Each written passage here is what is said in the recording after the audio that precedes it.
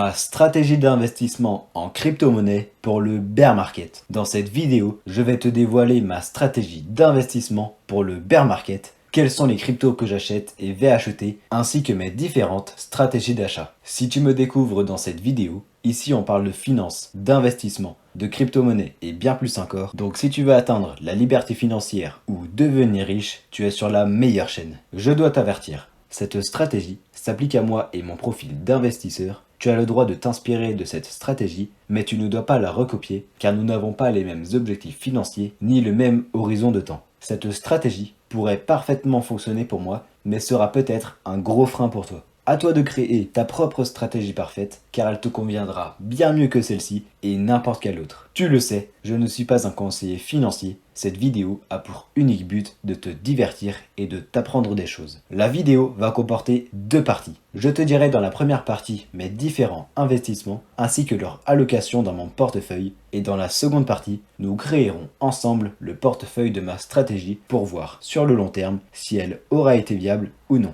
On commence.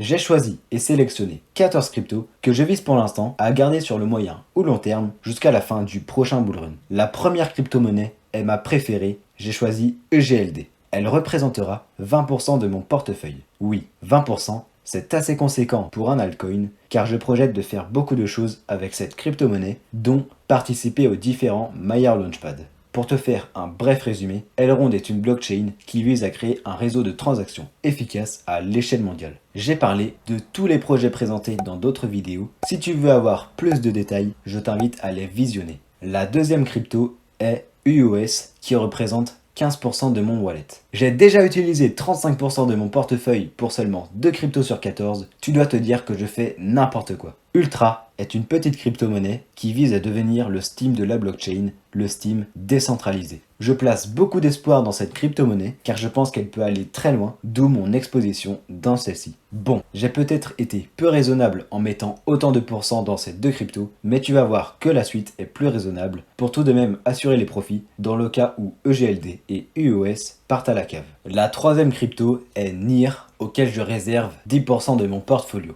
NIR est une plateforme de développement décentralisée qui souhaite créer l'environnement parfait pour les applications décentralisées. En quatrième, j'ai investi dans Theta avec 10% de mon portefeuille. Pour résumer, Theta vise à devenir le Twitch décentralisé. Tu pourras ainsi gagner de l'argent en regardant des lives. Les cinquième et sixième cryptos sont Atom et Dot, auxquels j'alloue 10% chacune, soit 20%. Atom souhaite réunir toutes les blockchains entre elles pour devenir l'internet des blockchains. Quant à Dot, son objectif est de connecter des blockchains différentes entre elles pour qu'elles puissent s'échanger des messages de manière sécurisée et sans tiers de confiance. J'alloue 10% de mon portefeuille dans NIR, Theta, Atom et Dot car je vois ces projets plus loin dans le futur et je crois en leurs fondamentaux.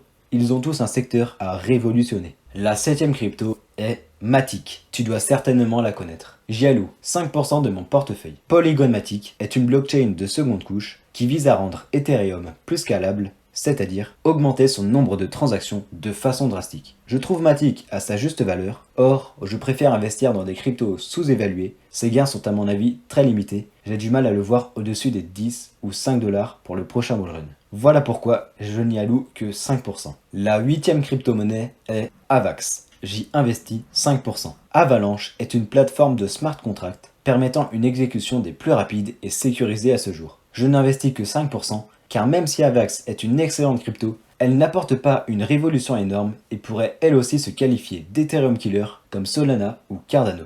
Ethereum a de fortes chances de rester le king, à voir comment Avax réagira. Voilà pourquoi je mets seulement 5%. La neuvième crypto-monnaie est le Link, je lui mets 5% à lui aussi, car ce projet n'a plus de grandes mises à jour. Je le prends, car il me permettra de conserver mon capital sur le long terme. Link est là pour rester. Chainlink sert à emmener des données du monde sur la blockchain pour qu'elle reste à jour avec celui-ci. La dixième crypto-monnaie est le Dogecoin, auquel j'alloue à lui aussi 5% de mon capital. Et là tu vas me demander pourquoi je mets autant pour une simple crypto sans intérêt, un shitcoin. Parce qu'il a résisté à 3 bear markets, il a été plus résistant que 99% des crypto-monnaies. De plus, il y a Elon Musk derrière qui pourra encore le faire monter très haut. Mais c'est un couteau à double tranchant car si le milliardaire l'abandonne, Dogecoin chutera beaucoup. Voilà, tu as mon top 10 des crypto-monnaies pour le prochain bullrun. Elles représentent ensemble 95% de mon portefeuille. Les 5 derniers pourcents sont actuellement réservés à 4 crypto-monnaies. La 11e crypto-monnaie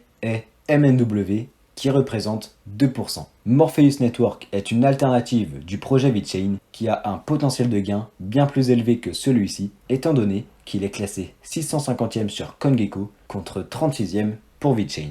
Morpheus Network souhaite révolutionner les chaînes d'approvisionnement des entreprises du monde entier. Son projet ressemble beaucoup au VET. Les 13e et 14e cryptos sont Decentraland et The Sandbox. Le métaverse sera très utilisé dans le futur, c'est pourquoi s'exposer dans les projets leaders n'est pas une mauvaise idée. J'investis 1% dans chaque crypto. La 12e crypto est Algorand, auquel je ne place que 1% car son projet est une alternative à celui de XRP et Stellar, mais il a un potentiel d'expansion plus élevé. Algorand veut rendre les transactions entre les banques plus simples, plus rapides et moins coûteuses. J'ai aussi prévu d'investir dans ETH, je ne l'ai pas mise pour l'instant car sa capitalisation boursière est trop élevée et elle limitera mes gains. Actuellement, je me suis fixé un plafond maximum à 15 cryptos pour ne pas me perdre et être flexible dans mes investissements. Ce plafond évoluera sans doute dans les prochains mois ou années en fonction des opportunités, de mon capital, de la solidité des cryptos, des avancées technologiques dans les projets et plein d'autres facteurs. Passons à la seconde partie de la vidéo,